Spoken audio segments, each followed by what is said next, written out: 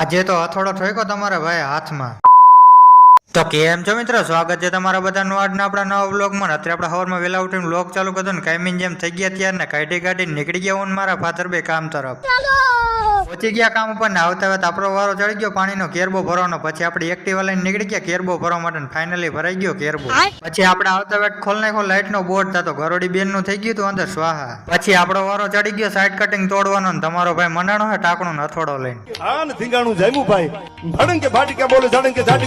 પછી કલાકની મહેનત બાદ ફાઇનલી આપણે તૂટી ગયું બધું સાઈડ કટિંગ. હવે વારો હે રૂમ ને સાફ કરવાનો. તમારો ભાઈ કોઈ દી ઘરે હાવણી નથી લેતો પણ અહીંયા લેવી પડે, જોઈ લ્યો. દુઃખની વાત છે પણ કરવું પડશે. પછી ફાઇનલી આખો રૂમ થઈ ગયો ક્લીન. પછી થઈ ગયો તમારો ભાઈ ત્યાર ને હજાવી લીધું મશીન, કારણ કે આપણે આમાં મારવાની હતી જરી.